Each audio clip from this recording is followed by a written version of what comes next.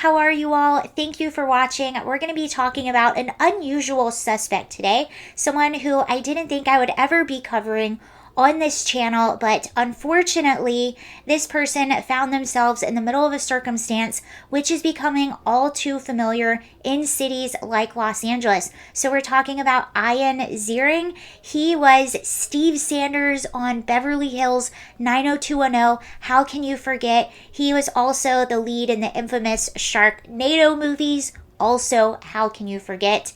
And he made headlines not for his acting yesterday, but because Los Angeles was Los Angelesing and he found himself in the middle. So a video went viral yesterday of Ian driving in broad daylight on Hollywood Boulevard, right by the Walk of Fame, huge touristy area, and we didn't have much information. The video itself, which I can't play, it's TMZ's, they're very strict about copyright, so here's a still from the video. It's only a few seconds long, but you see Ian outside of his car, and he's getting into an altercation with one person, and it quickly escalates as that one person turned into about 4 or 5 people surrounding Ian. They were on a mini little bike game in broad daylight, just surrounding him and attacking him. He's forced to defend himself. At one point, he's running across the street in order to attempt to flee from them. Eventually, the situation de-escalates. Thankfully, nobody was injured. He walks away unscathed.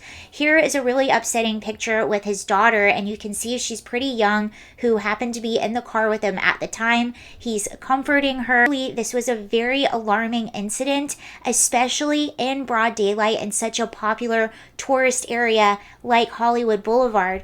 Well, since then, Ian, I keep calling him Ian. I believe it's Ian. I'm so sorry. Anyway, he responded on his Instagram. I thought this was really interesting, so I'd like to read you his response. And we do know that Los Angeles is one of these cities. They have a rogue district attorney, George Gascon, who acts more like a public defender than he does a prosecutor. I believe he actually has a few public defenders in his office that have no prosecutorial experience. And that gives an imbalance to the justice system, because you have the public defender who defends the people being charged, and then you have a prosecutor who is there supposed to be the voice of the victims, prosecuting those who are charged. So when you already have a public defender's office and now you have a prosecutor's office who's acting like a public defender, that puts an imbalance in the justice system.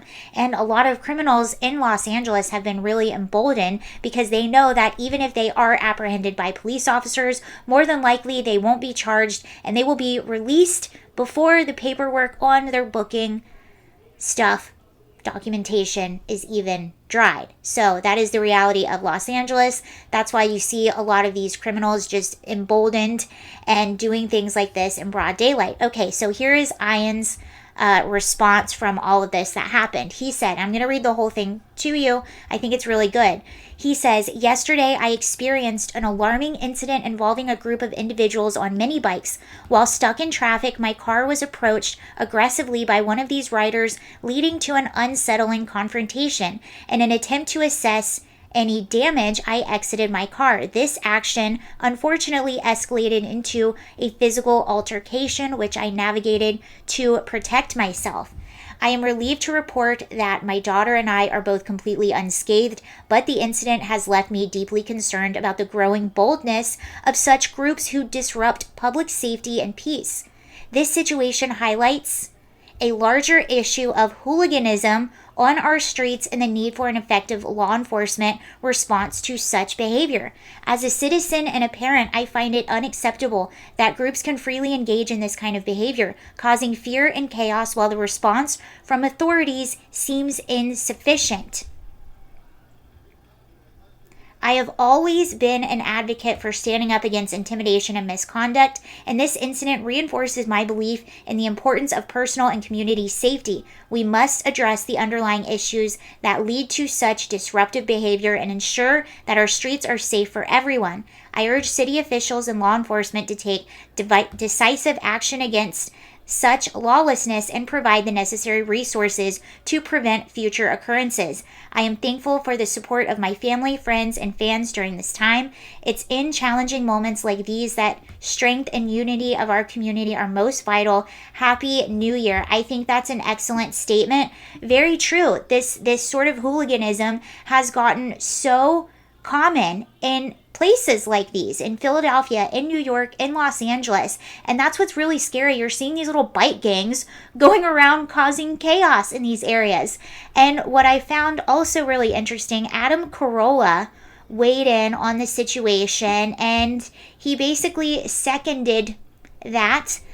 He's responding to this story, and he tweeted, I told you guys, many bike gangs are the beginning of the end for a city. It's more than symbolic. It means no respect for law enforcement. I totally believe that. And it's interesting too, because the last time I was in Los Angeles, I was talking to a few small business owners, and they basically echoed the same exact thing. They were like, it's not just the increase in crime that's really alarming. It's the type of crime, it's the boldness, and also it's the youth of the people committing the crimes. You're also seeing a rise in groups of teenagers going out and committing these crimes, little bike gangs in broad daylight going out and committing these crimes. And what that symbolizes, Adam Carolla is right, Ian is right, that symbolizes there is no fear of repercussion. There is no fear of law enforcement. There is no fear of consequences for this behavior. And that is quite scary. I am thankful, however, that Ian put out a statement, and hopefully, although this incident is incredibly scary, and I'm sure him and his daughter are still suffering some trauma from this, hopefully this situation will highlight the need to take law enforcement seriously in places like Los Angeles. With a population like this, you can't go backwards on enforcement. People have to have a fear of the law. Otherwise, things like this happen. And with Ian's case, it was crazy too, because when the video first came out, you really didn't know what happened. Was this a road rage incident? What happened prior? And from his account, he's saying, somebody struck my car and I got out to look at the damage. As you do. So anyway, thank you for watching that video. I hope you enjoyed it, and thankfully everyone is okay in this situation. It could have been a lot worse if somebody would have had a weapon, if somebody would have gone down wrong. We've even seen incidents where people unfortunately lose their lives by just being struck in a certain way and hitting the ground in a certain way. So this incident, thankfully no one was hurt, and hopefully this brings about a very important conversation that we've been having for a long time, and hopefully people take a little bit more seriously. So thank you again for watching. Have a lovely day. See ya. Bye.